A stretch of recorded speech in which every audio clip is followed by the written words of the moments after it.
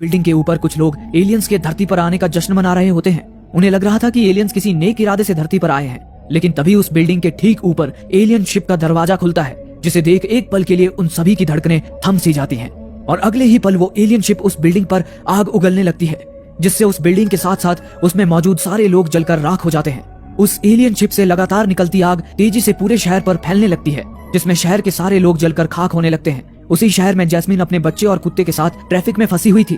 वो जैसे ही आग के सैलाब को अपनी ओर आते हुए देखती है, वैसे ही अपने बच्चे और कुत्ते के साथ एक टनल के मेंटेनेंस रूम में घुस जाती है। उधर राष्ट्रपति का हवाई जहाज भी जैसे तैसे आग की चपेट में आने से बच निकलता है।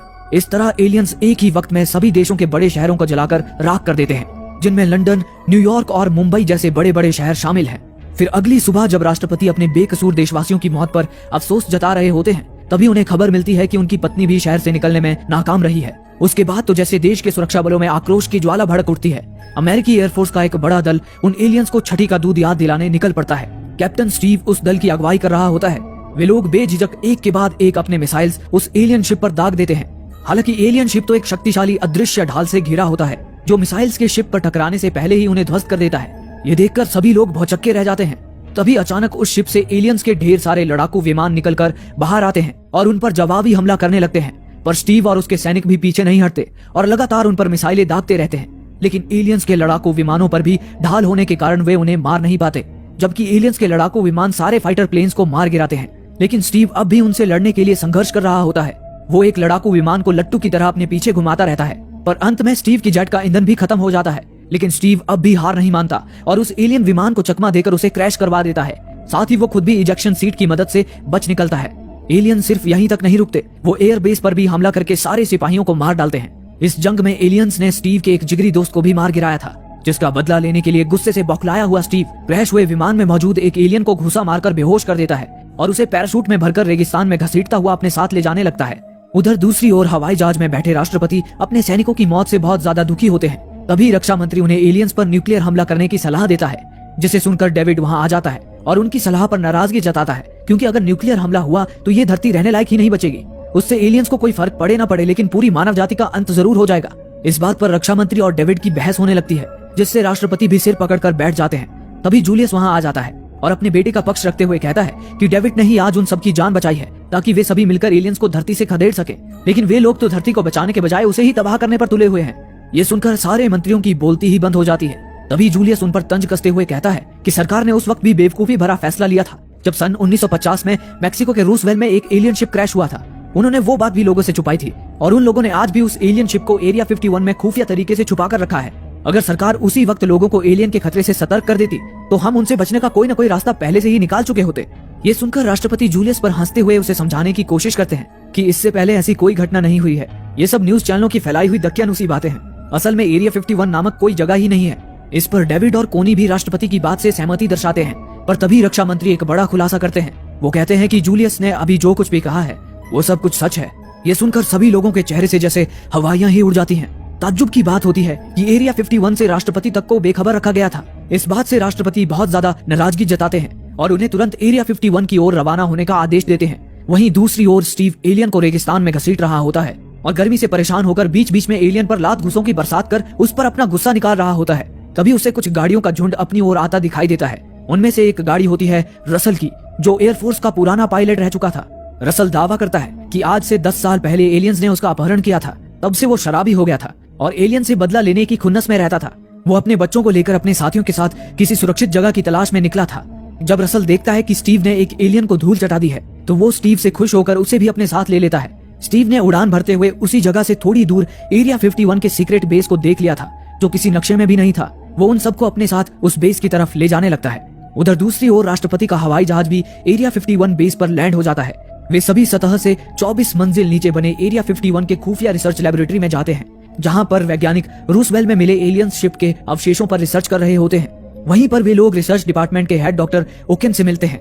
ओकेन उन्हें एलियंस का वो नायाब शिप दिखाता है जो 40 साल पहले रूसवेल में क्रैश हुआ था। वे लोग तभी से उस शिप की उन्नत तकनीक को समझने में लगे थे, लेकिन अब तक वे उसे दोबारा स्टार्ट करने में नाकाम रहे थे।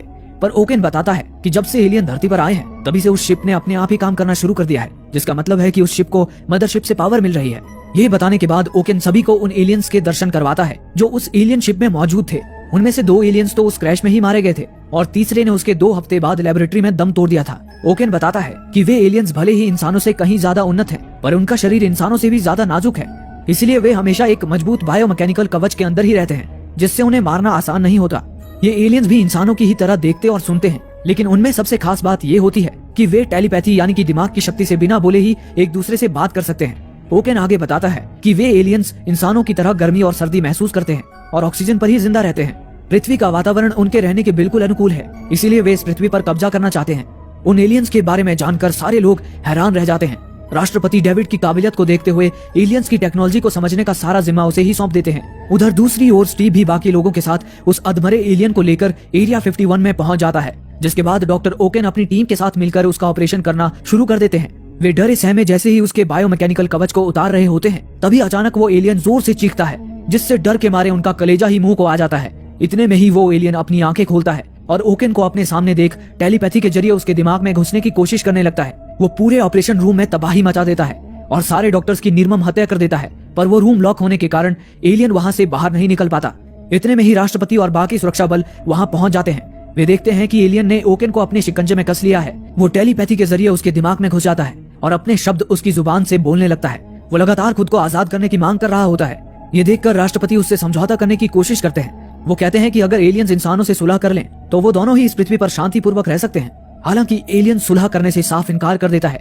जब प्रेसिडेंट उससे पूछते हैं कि वे लोग हम इंसानों से चाहते क्या हैं, तो इस पर एलियन बड़ी निर्ममता से कहता है कि उन्हें इंसानों की मौत चाहिए। ये कहकर वो एलियन अब राष्ट्रपति के दिमाग में घुसने की कोशिश करने लगता है। ये देखकर सुरक्षा बल उस एलियन को गोलियों से भून कर रख देते हैं। एलियन जब राष्ट्रपति के दिमाग में घुस रहा था, तब उन्होंने भी एलियन के दिमाग को पढ़ लिया था, जिससे उन्हें ये पता चल जाता है कि ये एलियंस टिड्डों की तरह भारी तादाद में अंतरिक्ष में घूमते हैं और पृथ्वी जैसे ग्रह से प्राकृतिक संसाधनों को लूटने के बाद उस ग्रह को नष्ट कर देते हैं। ये जानने के बाद राष्ट्रपति के गुस्से का पारा चढ़ जाता है और वो उन एलियंस पर न्यूक्लियर हमला करने का आदेश जारी कर देते हैं। वहीं स्टीव को यकीन होता है कि जैस्मीन अब भी जिंदा होगी, इसीलिए वो मिलिट्री के नाक के नीचे से एक हेलीकॉप्टर चुराकर उसे ढूंढने निकल जाता है और खुशकिस्मती से जैस्मीन उसे सही सलामत मिल जाती है। वहीं सर्वाइवर्स के दल में राष्ट्रपति की पत्नी भी मौजूद होती है, जो बुरी तरह से जख्मी है।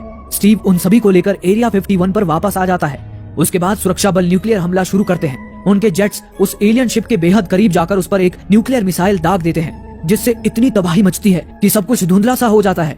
सबको इस बात पर यकीन था कि न्यूक्लियर मिसाइल से एलियन शिप जरूर तबाह हो गई होगी, लेकिन जब धुएं के बादल छटते हैं तो वे देखते हैं कि उनकी न्यूक्लियर मिसाइल भी उस एलियन शिप का बाल तक बांका नहीं कर पाई थी। ये देखकर सभी को बड़ी निराशा होती है। उसी वक्त राष्ट्रपति को एक और बड़ा झटका लगता है जब उन्हें पता चलता है कि उनकी पत्नी एक अंदरूनी चोट की वजह से जल्द ही मरने वाली है। वहीं दूसरी ओर प्रकृति प्रेमी डेविड धरती को न्यूक्लियर हमले से नष्ट होते देख शराब के नशे में डूब जाता है और चीजें इधर की उधर फेंकने लगता है। तभी उसके पिता वहां आते हैं और उसे हौसला देते हुए कमरे के अंदर जाकर आराम करने के लिए कहते हैं, ताकि उसे ठंड से जुकाम न हो जाए।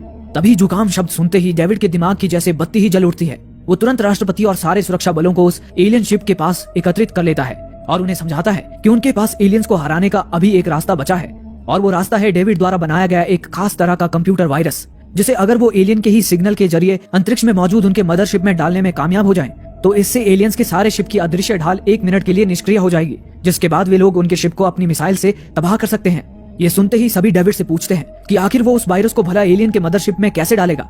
इस पर डेविड एरिया 51 में मौजूद एलियन शिप की ओर इशारा करते हुए कहता है कि इसके लिए वे लोग इस एलियन शिप का इस्तेमाल करेंगे, लेकिन उसके लिए डेविड को किसी ऐसे पायलट की जरूरत होगी जो उस छोटे एलियन शिप को उड़ाकर डेविड को उस मदरशिप के अंदर ले जा सके। इसमें डेविड का साथ देने के लिए स्टीव आगे आता है और वे दोनों मिलकर इस प्लान को अंजाम देने की ठान लेते हैं। उसके बाद राष्ट्रपति सारे देशों के सुरक्षा बलों को भी उनके देश में मौजूद एलियन शिप पर हमला करने के लिए तैयार कर लेते हैं, पर अमेरिकी एयरफोर्स के पास अब भी पायलट्स की कमी होती है। इसलिए वे लोग उन आम लोगों को भी इस जंग में आने के लिए कहते हैं जिन्हें प्लेन उड़ाने का तजुर्बा था। ऐसे में सबसे आगे आता है रसल, जो एलियन से अपने अपहरण का बदला लेने के लिए उतावला हुआ जा रहा था। और इतना ही नहीं, उसके साथ इस जंग में खुद राष्ट्रपति भी शामिल हो जाते हैं, क्योंकि वो भी पूर्व एयरफोर्स पायलट रह चुके थे। ऐसे ही उनकी अमेरिकी एयरफोर्स की टीम तैयार हो जाती है। इस मिशन पर जाने से पहले स्टीव जैस्मिन से शादी कर लेता है और इसके साथ ही डेविड और कोनी की दूरियां भी अब नजदीकियों में बदल जाती हैं। उसके बाद वे लोग अपना मिशन शुरू करते हैं और एलियन शिप को लेकर अंतरिक्ष की तरफ उड़ जाते हैं। वे लोग जैसे ही मदरशिप के करीब पहुंचते हैं, तभी मदरशिप उन्हें ऑटोमेटिकली अपने अंदर खींचने लगती है और उनकी शिप को एक जगह पर लाकर लटका देती है। जहाँ से वो देखते हैं कि एलियंस बड़ी तादाद में जंग की तैयारी कर रहे थे। लेकिन उससे पहले ही डेविड उस मदरशिप पर अपना वायरस अपलोड कर देता है और एयरफोर्स को हमला करने का सिग्नल भेज देता है, जिसके बाद एयरफोर्स एलियन शिप पर एक मिसाइल छोड़ती है। पर बदकिस्मती से उस शिप का ढाल अभी निष्क्रिय नहीं हुआ होता।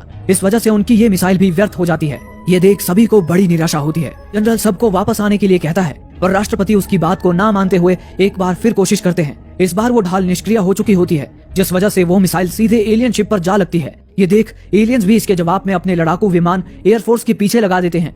पर इस बार टक्कर बराबरी की होती है और एयरफोर्स उन लड़ाकू विमानों की ईंट से ईंट बजाने लगते हैं। पर फिर भी एलियंस की तादाद ज्यादा होने के कारण उनका पलड़ा अब भारी होता है। वे लोग आम नागरिकों पर भी हमला करना शुरू कर देते हैं और एयरफोर्स के ज्यादातर प्लेन्स को नष्ट कर देते हैं। लेकिन राष्ट्रपति और कुछ सिपाही अभी भी जंग में डटे हुए थे। तभी इतने में ही वो एलियन शिप एरिया 51 के ठीक ऊपर आ जाता है और इंसानों पर दोबारा आग उगलने के लिए अपने मुख्य द्वार को खोल देता है। ये देखकर सभी का डर के मारे बुरा हाल हो जाता है, क्योंकि अब उनकी फाइटर प्लेन्स की सारी मिसाइलें भी खत्म हो चुकी थी। पर तभी रसल वहाँ अपना प्लेन लेकर आता है। सबको रसल में एक उम्मीद दिखाई देती है।